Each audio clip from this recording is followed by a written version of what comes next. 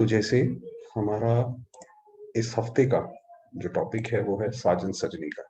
तो बाबा ने तो कल जैसे बिल्कुल साफ शब्दों में कहा कि हमारे जितने भी संबंध हैं उसको बाबा के साथ रखने का हमारा पूरा अधिकार है और वो करने भी चाहिए। तो बाबा ने तो कड़े शब्दों में ये भी बोला कि अगर हमारी बुद्धि इधर उधर जाती है तो उसको ज्ञान से कैसे हम वापस लेकर आए।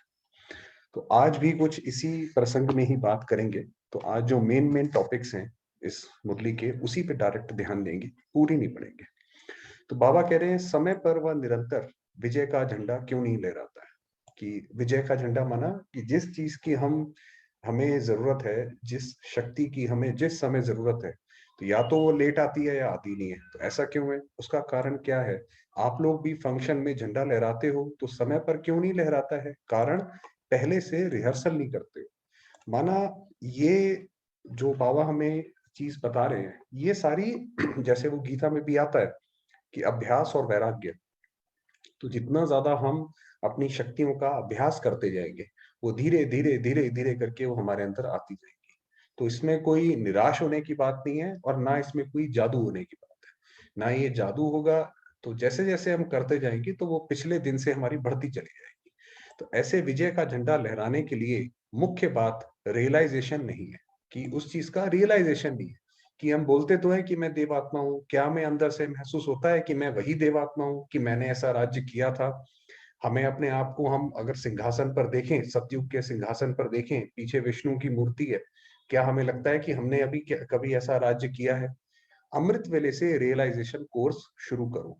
वर्णन तो सभी करते हो, लेकिन वर्णन करना और रियलाइजेशन करना अर्थात अनुभूति करना, उसमें अंतर हो जाता है। कि कोई जब बैठता है, कोई आत्मा जब बैठता है तो वो बोलता है कि भाई मैं शांत स्वरूप आत्मा हूँ। उसी में ही जैसे वो सितारा उसको दिखाई पड़ने लग जाता है और जैसे वो शांति की किरणें इधर उधर फैला रहा है। तो फिर कई लोग सिर्फ बोलने के लिए कहते हैं, उनको महसूस नहीं होता। एक है सुनना व सुनाना कि बाप से सर्व संबंध है, लेकिन हर एक संबंधों की अनुभूति और प्राप्ति अपनी अपनी है। तो बाबा ने बताया बाबा के साथ हम जो संबंध रखेंगे वो संबंध हम निभाएं तो बाबा भी उधर से वो वाली प्राप्ति पूरी करेगा। तो हमें फिर ऐसा नहीं लगेगा कि ये संबंध हम बाबा से कैसे निभाएं। ये इसके लिए तो कोई हमें व्यक्ति चाहिए ना। भाई अगर हम बीमार हो जाएंगे, ज्यादातर लोग ये कहते हैं भाई अगर हम बीमार हो जाएंगे तो हमें कौन उठाएगा। अगर हम बाथरूम में भी फिसल के गिर पड़े तो हमें कौन उठाएगा। तो बाबा से अगर हमारा संबंध होगा तो वो सब करेगा। तो सर्व संबंधियों की अनुभूति व प्राप्ति में मग्न रहो तो पुरानी दुनिया के वातावरण से सहज ही उपराम रह सकते हो। तो अभी क्या है, अभी हम ये मेहनत करें कि भाई पुरानी दुनिया से हम उसकी नेगेटिविटी में ना आए। उसका सबसे आसान तरीका है कि बाबा के सुख में समय हर कार्य के समय भिन्न भिन्न संबंध का अनुभव कर सकते हो और उसी संबंध के सहयोग से निरंतर योग का अनुभव कर सकते हो। ये है योग लगाने का तरीका। कि वो संबंध हमें उस वक्त अनुभव होना चाहिए कि जो भी हम कार्य करें हर समय बाप के भिन्न भिन्न संबंधों का सहयोग लेना अर्थात अनुभव करना ही योग है। ऐसे सहज योगी व निरंतर योगी क्यों नहीं बनते हो। बाप कैसे भी समय पर संबंध निभाने के लिए बंधे हुए हैं। कितना बड़ा स्टेटमेंट बाबा ने अपने लिए बोला। कि जो सत्य है, ट्रुथ पर्सोनिफाइड शिव बाबा, उसने बोला मैं बंधा हुआ हूं कि हर समय पर सारे संबंध निभाने के लिए, कि कैसे भी समय पर। ऐसा नहीं कि भाई ये नहीं हो सकता, वो नहीं हो सकता, बड़ी विकराल परिस्थिति आ गई है, इसमें बाबा क्या करेगा। कैसे भी समय पर बाबा संबंध निभाएगा। जब बाप साथ दे रहे हैं तो लेने वाले क्यों नहीं लेते। सहयोग लेना ही योग कैसे होता है ये अनुभव करो।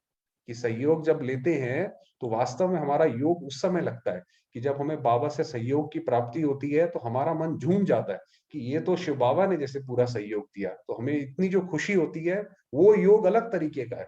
और जो दूसरे व्यक्ति अगर कोई करे, बैठ कर करे, ऐसे करे वैसे करे, वो अलग तरीके का है। माता का संबंध क्या है, बाप का संबंध क्या है, सखा और बंधु का संबंध क्या है, सदा साजन के संग का अनुभव क्या है। ये अलग अलग संबंध का रहस्य अनुभव में आया है। ये तो बहुत एक क्या बोला जाए, बहुत एक गहरा सब्जेक्ट है जिसको अनुभव में लाना चाहिए। अगर एक भी संबंध की अनुभूति से वंचित रह गए तो सारा कल्प ही वंचित रह जाएंगे। क्या है कि मान लीजिए आत्मा का एक संबंध, चलिए किसी देहधारी से लगा हुआ है।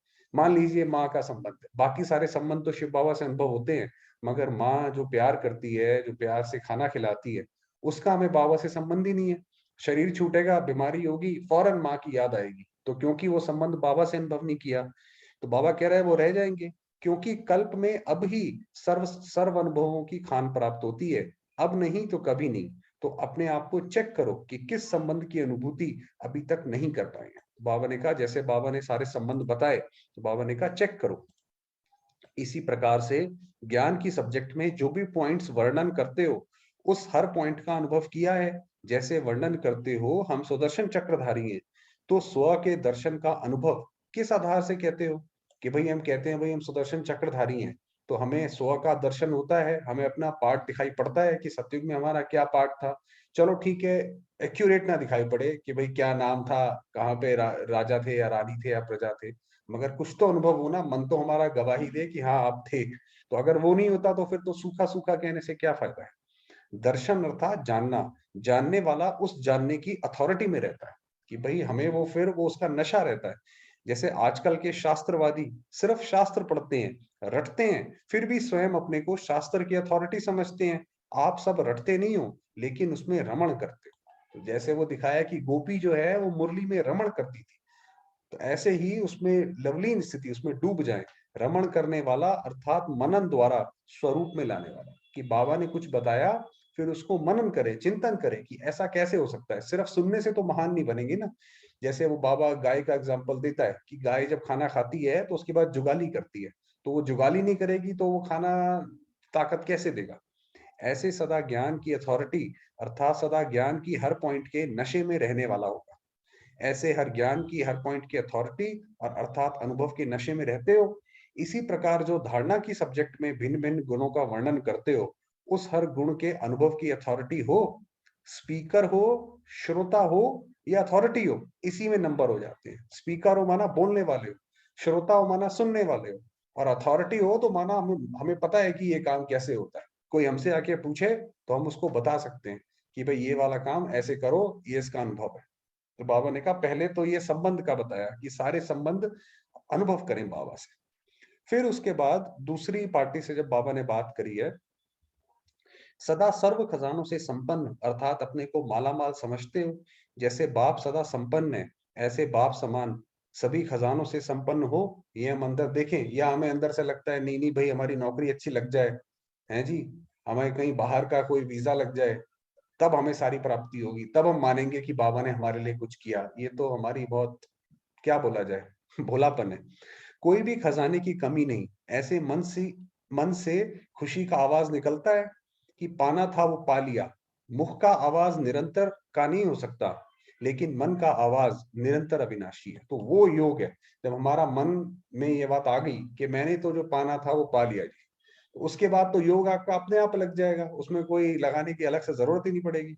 तो ये मन से आवाज निकलता है कि पा लिया है, अंदर से आता है, या अभी समझते हो कि पाएंगे, पा तो रहे हैं, या लगता है नहीं नहीं अभी अभी कुछ और पा लें उसके बाद। तो बाबा कह रहे चेक करो, अटल निश्चय बुद्धि बच्चे बन गए हो। बच्चा बनना अर्थात अधिकारी बनना। कभी भी अपने में भी संशय ना हो, अपने में भी संशय ना हो, पता नहीं जी पहुंचेंगे या नहीं पहुंचेंगे, होगा तो पहुंच जाएंगे। संपूर्ण बनेंगे या नहीं, सूर्यवंशी बनेंगे या चंद्रवंशी, सदा निश्चय बुद्धि। जैसे बाप में निश्चय है, वैसे स्वयं में भी निश्चय अपने ऊपर भी पूरा हो, कि ये नहीं कि पता नहीं ये वाला काम कर तो रहे हैं जी, पता नहीं कहाँ तक पहुंचेंगे, ऐसे नहीं। स्वयं में अगर कमजोरी का संकल्प उत्पन्न होता है तो कमजोरी के संस्कार बन जाएंगे। जैसे कोई एक बार भी शरीर से कमजोर हो जाता है, थोड़े समय में तंदुरुस्त नहीं बन सका, तो कमजोरी के जर्म्स पक्के हो जाते हैं। आपको पता है कोई बीमारी अगर थोड़ा सा लंबा चल जाए, तो फिर वो बीमारी ऐसा लगता है बार बार कुछ ना कुछ उसके रह जाते हैं। कोविड का भी तो यही चल रहा है, लोगों को अभी तक भी लगता है कोविड खत्म हो गया, कब का हो गया। कई लोगों को अभी तक लगता है कि नहीं नहीं हमारे अंदर अभी भी कोविड के सिम्टम्स हैं। तो ऐसे व्यर्थ संकल्प रूपी कमजोरी के जर्म्स अपने अंदर प्रवेश नहीं होने देना। कभी भी अपने अंदर ये नहीं आने देना कि भाई पता नहीं हम करेंगे नहीं करेंगे, माया का कोई बड़ा रूप ना आ जाए, ये ना आ जाए, वो ना आ जाए। कोई बात नहीं है, शिव बाबा साथ है तो फिर क्या दिक्कत है, नहीं तो उनको खत्म करना मुश्किल हो जाएगा। जो भी ड्रामा की सीन देखते हो, चाहे वह हलचल की सीन हो चाहे अचल की, लेकिन दोनों में निश्चय, हलचल की सीन में भी कल्याण का अनुभव हो। ये है आत्मा के योग की शक्ति। कि सामने दिखाई पड़े अकल्याण हो रहा है, मगर हमारा मन बोले वाह वाह, इसके अंदर तो जरूर कोई कल्याण है। अब देखिए जैसे वो रशिया यूक्रेन का हुआ, अब उससे क्या एक सामने आया कि इंडिया को दोबारा से कृषि की तरफ उसने जैसे मोड़ दिया। सारे लोग इंडिया की तरफ देख रहे हैं कि भाई इंडिया जो है हर जगह वीट एक्सपोर्ट करे, और एक तरह से इंडिया के ऊपर भी प्रेशर आ रहा है कि दोबारा से कृषि अपनी बढ़ाओ। तो जैसे दोबारा से कृषि प्रधान देश बनता जा रहा है, ऐसा निश्चय बुद्धि, वातावरण हिलाने वाला हो, समस्या विकराल हो, लेकिन सदा निश्चय बुद्धि। निश्चय बुद्धि माना, निश्चय बुद्धि माना कि कोई भी जैसे कोई भी परिस्थिति आए, उसमें ऐसा लगे इसमें भी कल्याण है, जरूर इसमें बहुत अच्छा होगा। ऐसे नहीं कि पता नहीं दिखाई तो गलत पड़ रहा है, मन से आवाज आ रहा है, दुखी हो रहे हैं, ऐसा नहीं। इसको कहते हैं विजयी। तो निश्चय के आधार से विकराल समस्या भी शीतल हो जाएगी। तो ऐसे करके विकराल समस्या भी होगी, वो भी निकल जाएगी। भिन्न भिन्न भाषा के होते हुए भी एक मत, एक बात, एक ही निश्चय और एक ही मंजिल। तो सिर्फ सेवा अर्थ भिन्न भिन्न स्थानों पर रहे हुए हो, अगर सभी एक स्थान पर बैठ जाएं तो चारों ओर की सेवा कैसे होगी? जब सेवा समाप्त हो जाएगी तब सभी मधुबन आ जाएंगे। तो हम सब ने वास्तव में जाना तो मधुबन ही है। सेवा जैसे ही समाप्त हो जाएगी तो फिर हम मधुबन पहुंच जाएंगे। लेकिन वह भी कौन आएंगे? जो नष्टो मोहा होंगे। आप सोचिए कि वो कैसी परिस्थिति होगी कि बाबा ने बोला एक ही ट्रेन चलेगी, हाँ जी, और एक ही ट्रेन बैठ के आप मधुबन आओगे। तो वो कैसे आत्मा जो है, हर एक आत्मा का अपना घर बार तो सबका है, सबके अपने परिवार हैं, है जी। तो कैसे वो उस वक्त संकल्प आएगा कि अब जाओ ये ट्रेन में जाके बैठो और सीधा मधुबन पहुंचो? कितनी क्लियर बुद्धि चाहिए उस वक्त के लिए हमें। तो बाबा कह रहे हैं वही। अब अगर किसी का मोह होगा, अरे मेरा घर है, मैंने 20 साल इसकी ईएमआई दी है, इसकी एक एक ईंट मैंने अपनी मेहनत से लगाई है, तो वो कैसे छोड़ेगा? वो छोड़ ही नहीं पाएगा। उसी तरीके से संबंधों में मोह होगा, वो बोलेगा भाई मैं ये संबंध कैसे छोड़ दूं, इसकी जिम्मेवारी तो मेरे ऊपर है। कैसे मोह, जब मोह से मुक्त होंगे तभी तो कर पाएंगे ये। जिनकी बुद्धि की लाइन क्लियर होगी, उस समय टेलीफोन व टेलीग्राम से बुलावा नहीं होगा, लेकिन बुद्धि की लाइन क्लियर होने से बुलावा पहुंच जाएगा। वही बताया कि बुद्धि की क्लियर हुई। अब देखो जैसे मनमोहिनी दीदी, जो यज्ञ में काफी जो जिन्होंने संचालन किया, उनकी तो अपनी शादीशुदा लाइफ थी, वो पूरा छोड़ के आई।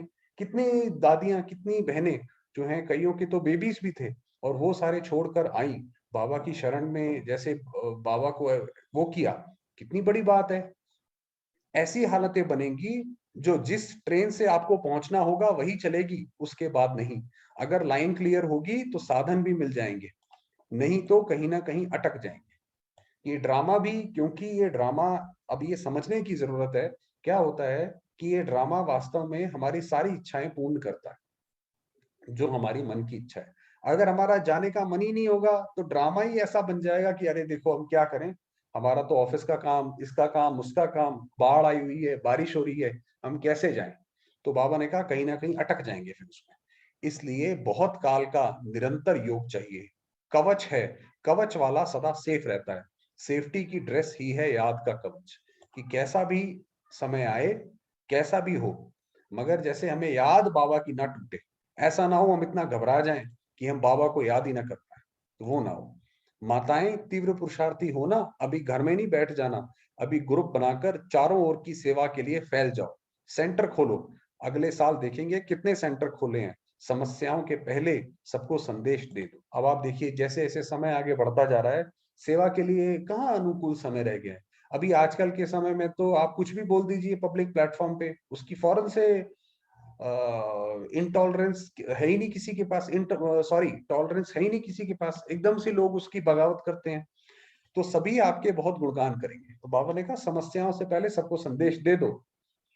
अभी सेवा केंद्र खोलते जाओ, संदेश देने के लिए कोई साधन अपनाओ। फिर बताया ड्रामा की नॉलेज से क्या, क्योंकि क्वेश्चन को समाप्त करने वाले ही प्रकृति जीत और माया जीत बनते हैं। कि ड्रामा में जो भी हो रहा है वो सब कल्याणकारी है, ये है ज्ञान। ये ज्ञान नहीं है कि ड्रामा में कुछ गलत होगा तो बाबा मदद करेगा। अरे गलत ही क्यों होगा, बाबा तो जब क्रिएटर है तो उसने गलत क्यों लिखा पहले? ये तो बुद्धिमानों की बुद्धि के ऊपर क्वेश्चन है। तो ये बहुत एक गहरी बात है कि ड्रामा में जो होता है वो कल्याणकारी है, उसमें बाबा की मदद भी नूंधी हुई है, मगर कुछ गलत नहीं होता ड्रामा में। सभी प्रकृति जीत व माया जीत बने हो, ये पांच तत्व भी अपनी तरफ आकर्षित ना करें, और पांच विकार भी वार ना करें, ऐसे प्रकृति जीत और माया जीत दोनों ही पेपर में पास हो कि माया के जितने भी विकराल रूप है, पांचों विकार, वो हमारे सामने आ जाए, हमारी बुद्धि ना हिले।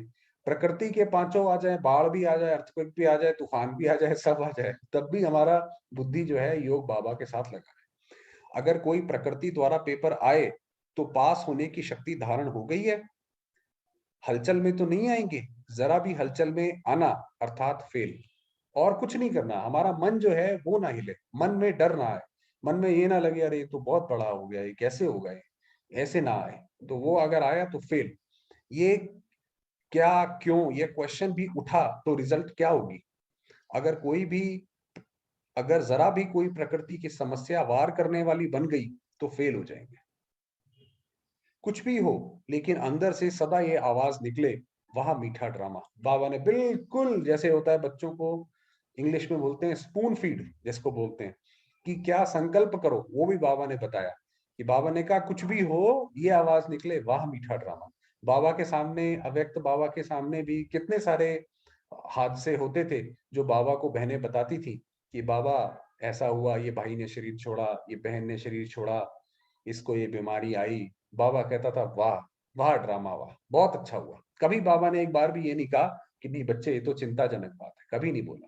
हम भी जो है फॉलो फादर, इतना ड्रामा का ज्ञान पक्का किया है, या जब अच्छी बात होती है तो ड्रामा है, और हलचल की बात ही होते हैं तो हाय हाय।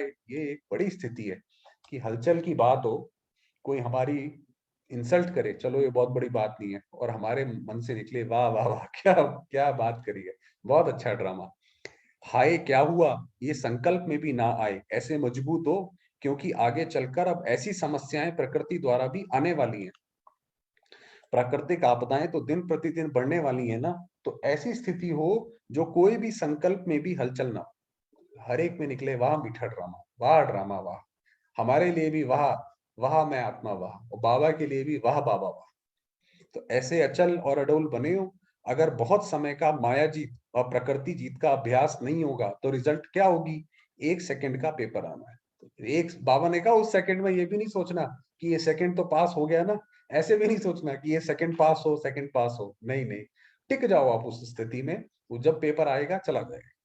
उस समय अगर तैयारी करने में लग गए तो रिजल्ट निकल जाएगा। तैयारी करने में माना कि चलो चलो योग में बैठ जाओ, है जी, चलो चलो वो भाई से बात करो, बहन से बात करो, वो हमारी स्थिति बना देता है ना, उससे बात करके अच्छा लगता है, ये तैयारी है।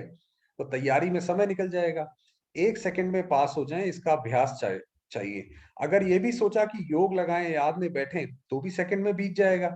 तो भी सेकंड तो बीत जाएगा ना। वही बताया कि भाई चलो चलो योग में बैठ जाए, अरे जहां हो वहीं पे ही बाबा को याद करो ना। युद्ध में ही शरीर छोड़ देंगे। पुरुषार्थी जीवन में युद्ध करते करते ही शरीर छूटा तो रिजल्ट क्या होगी, चंद्रवंशी बन जाएंगे। इसलिए हर सॉरी इसलिए हरेक सदा 108 की माला में आने का लक्ष्य रखो। लक्ष्य होगा तो लक्षण ऑटोमेटिकली आ जाएंगे। 16,000 का भी लक्ष्य कभी नहीं करना। ये तो बाबा ने इतनी बड़ी बात बताई कि 16,000 में आने का भी लक्ष्य नहीं रखो। नंबर 1 आने का पुरुषार्थ और लक्ष्य रखो। तो मुरली तो बहुत अच्छी है, मगर यहीं पे ही आज विराम देते हैं आज के सेशन को। बाकी थोड़ी समय बाबा को याद करते हैं। चलिए,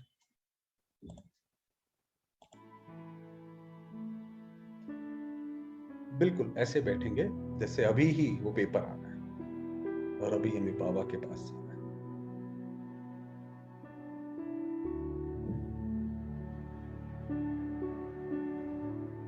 मैं आत्मा, ज्योतिर्बिंदु,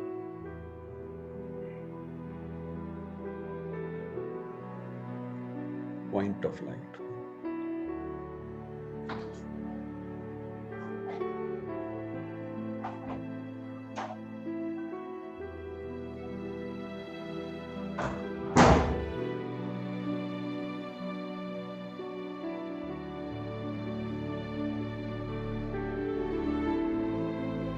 पवित्रता की किरणें चारों ओर फैला रही।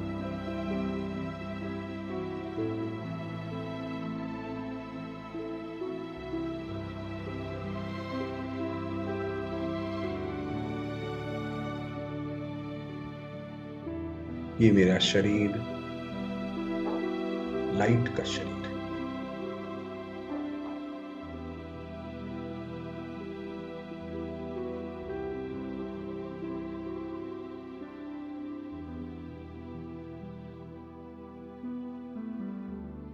निराकार ज्योतिर्बिंदु शिव बाबा।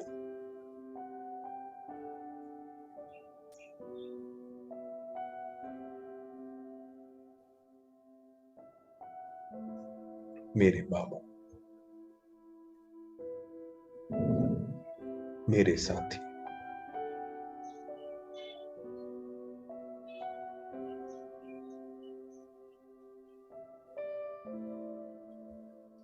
मुझ आत्मा की सर्व संबंध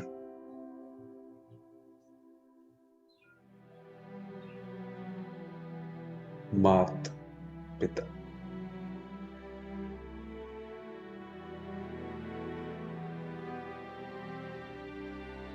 बंधु सखा,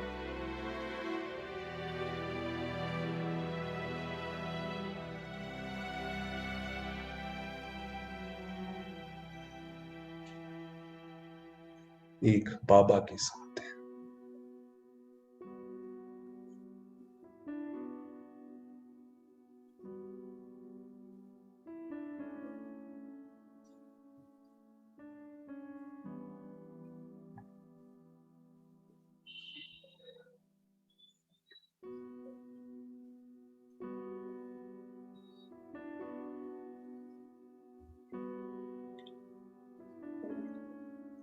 मेरे बाबा स्नेह के सागर,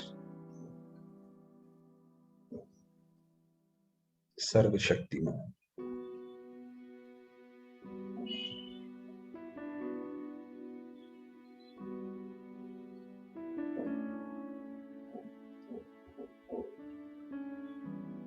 जिनका स्नेह अनुपम कृपा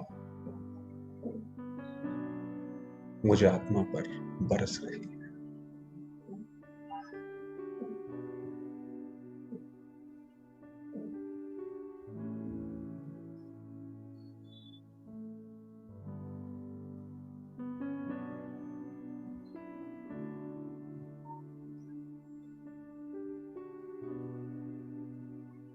ये परमात्मा किरणें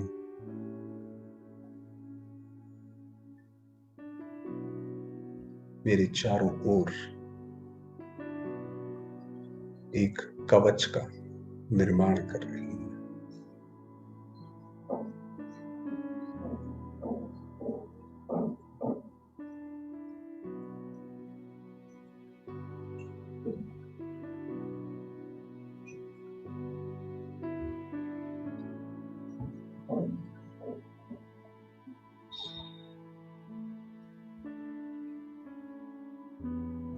मैं आत्मा परमात्मा संरक्षण में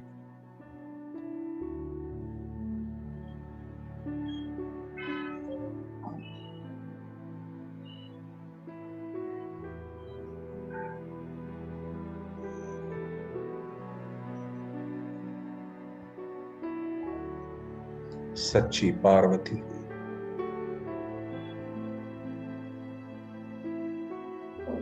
प्रभु व्रता,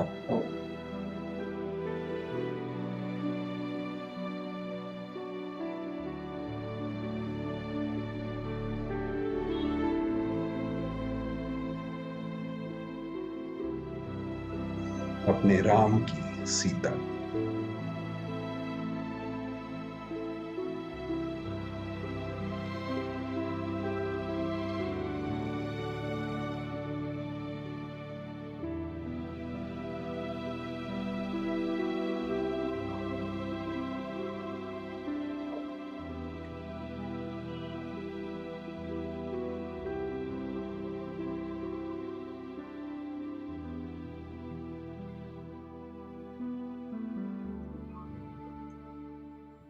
प्यारे बाबा का संबंध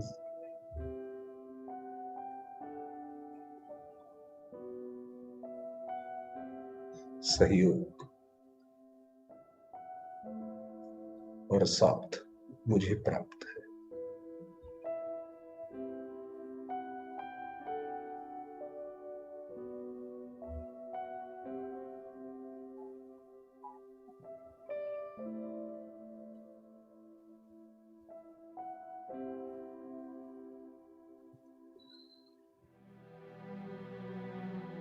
ओम